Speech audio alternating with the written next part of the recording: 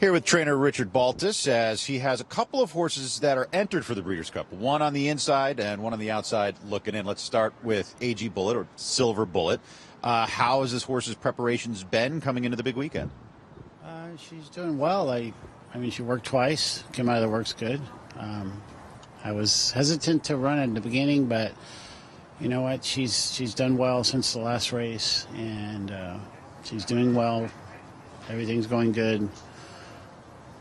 We're cutting back in distance, so, you know.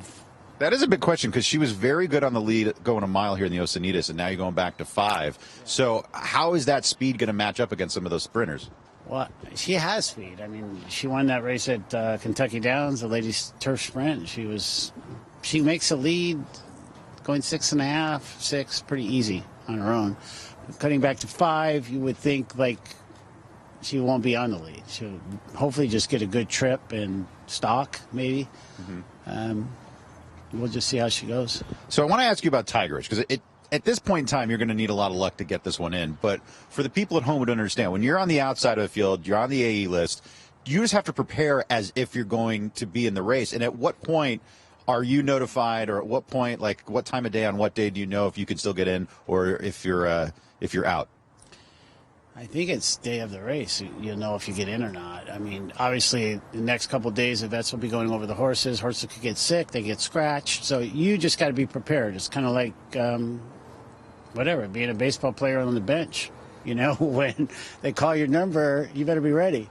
So we don't really change anything. We obviously we'll train her like she's going to run, take her to the gate, and we won't change anything until we know for sure what's going on. And then if we don't get in, we'll probably work her this weekend and look for another race. So Richard and I frequent the same cigar lounges on occasion, so I'm going to ask this question. Do you have a different cigar for winning versus losing? So if it's just a regular, everyday cigar, if it's just kind of a day, and if you win, you pull the special one out, and if so, what is it?